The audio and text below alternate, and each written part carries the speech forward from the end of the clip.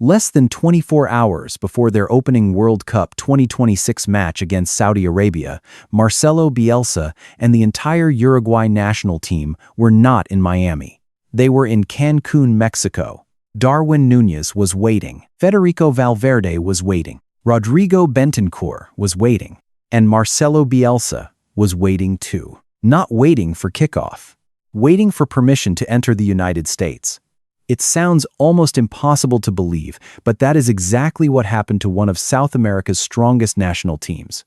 A flight from Cancun to Miami, a journey of just about 2 hours, was unable to depart as planned, throwing the team's final preparations into complete uncertainty. This was not a small football nation. This was Uruguay, two-time World Cup champions, a team packed with talent and widely considered capable of making a deep run in this year's tournament. So what went wrong? Why was a World Cup team stranded outside the host nation just hours before one of the biggest matches of the tournament? And perhaps more importantly, was this simply an unfortunate incident, or the latest sign that World Cup 2026 is facing deeper problems behind the scenes? If you enjoy the untold stories behind the World Cup, make sure to subscribe to the channel, because what happened next was even more remarkable. According to the original schedule, the Uruguay national team was set to leave Cancun and fly to Miami on the day before their match against Saudi Arabia. The flight was a private charter arranged specifically for the team and was expected to take only about 2 hours. But that flight never took off. Instead of arriving in Miami to complete their final preparations, the Uruguay players were forced to return to their hotel and continue waiting. The Uruguayan Football Association later confirmed that the departure had been delayed due to circumstances beyond their control. The official statement was brief, but it immediately raised questions. The team had to adjust its schedule, while FIFA was forced to arrange a new departure time. The incident quickly attracted international media attention. Journalists began investigating what had actually caused the delay. Early reports suggested that the flight had not received final authorization because certain required documents were either missing or had not been fully processed. That meant the entire Uruguay squad remained stranded in Mexico even though kickoff was only hours away.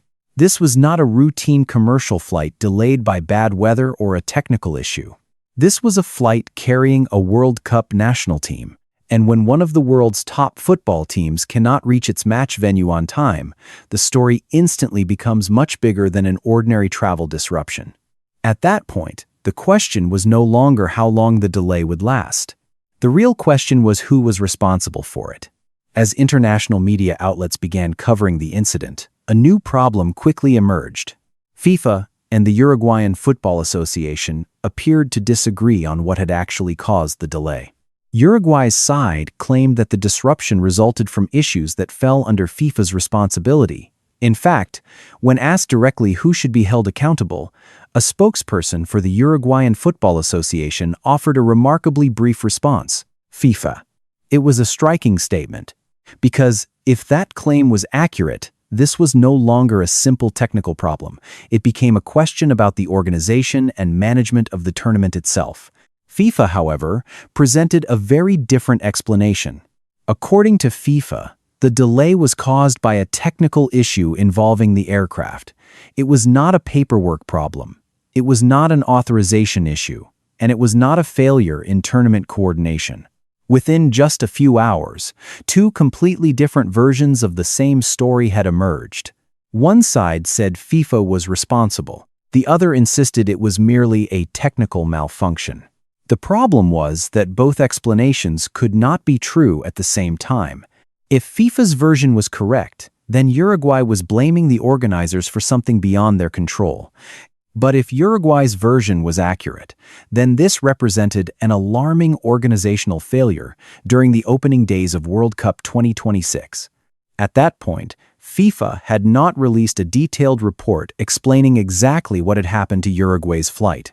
The only thing everyone knew for certain was that the Uruguay national team had spent hours stranded in Cancun before its opening match.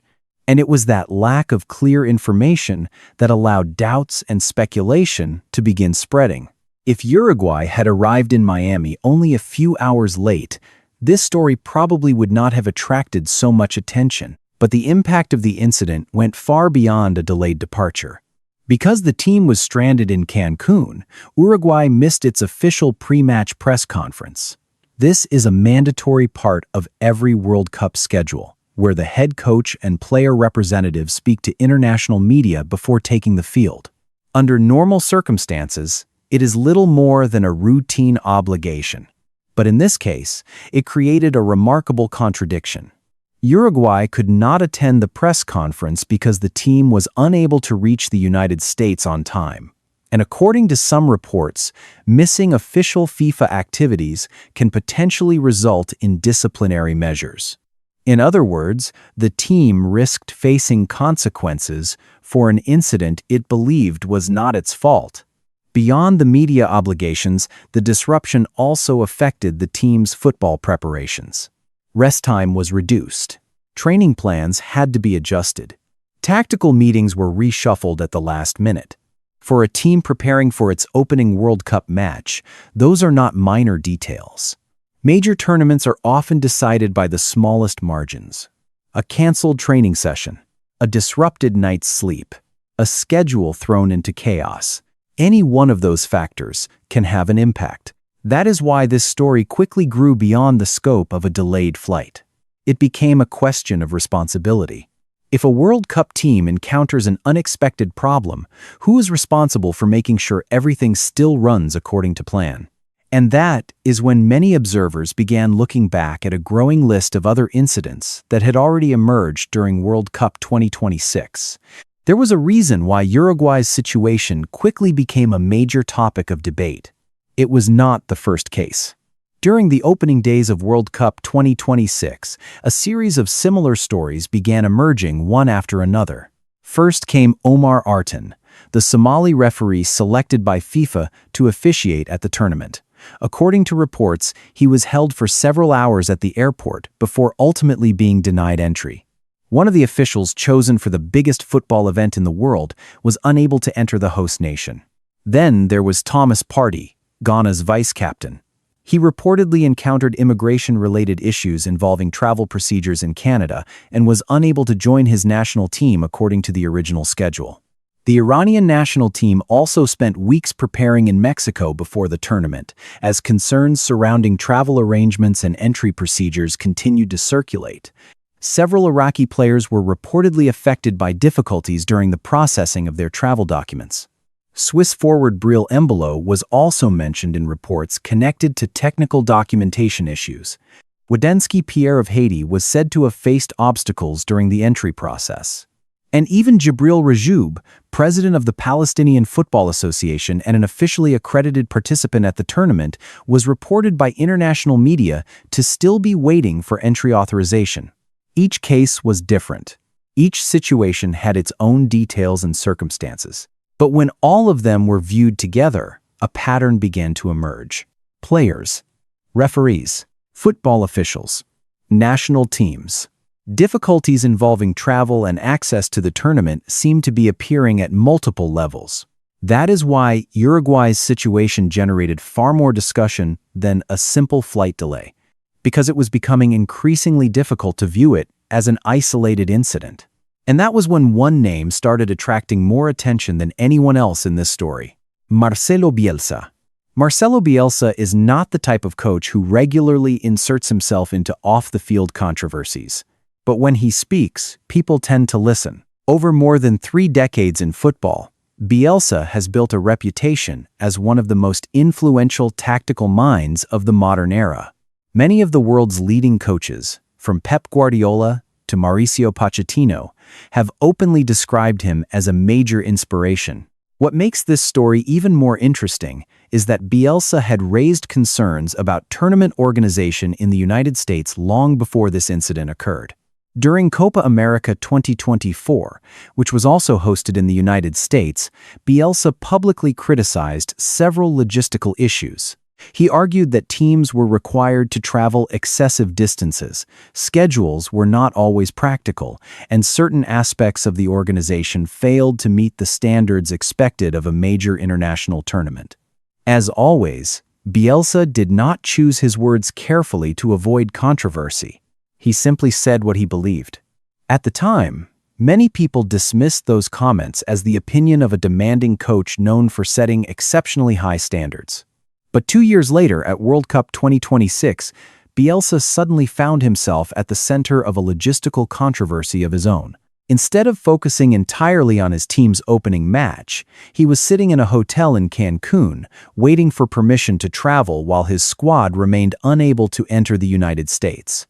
That reality made the story far more compelling, because this was no longer criticism coming from the outside. This was a coach who had warned about potential organizational risks and was now experiencing some of those same problems firsthand. And that leads to a much larger question. Was Uruguay's situation simply an unfortunate accident? Or was it reflecting a deeper challenge facing World Cup 2026 itself? When FIFA awarded the 2026 World Cup to the United States, Canada, and Mexico, the project was presented as a historic step forward for global football. For the first time ever, the World Cup would feature 48 national teams, 104 matches, 16 host cities, and 3 countries working together to stage a single tournament. FIFA described it as the biggest, most modern, and most accessible World Cup in history. On paper, that vision made perfect sense. The 3 North American hosts possess some of the world's most advanced infrastructure, modern stadiums, extensive transportation networks, and decades of experience hosting major international sporting events. Everything suggested that World Cup 2026 should run more smoothly than any tournament before it. Yet the opening days of the competition began to paint a different picture. One story after another emerged involving visas, border entry procedures, travel complications, documentation issues, and now, a national team stranded outside the host country just before its opening match.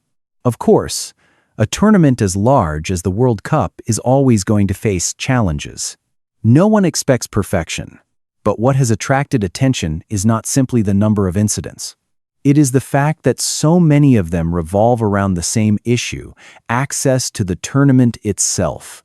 Because in the end, the World Cup is not only about what happens on the pitch. It is also about players, referees, officials, and national teams being able to reach the places they need to be at the right time. And when those questions continue to surface during the very first week of the tournament, the gap between what was promised and what is actually happening becomes increasingly difficult to ignore.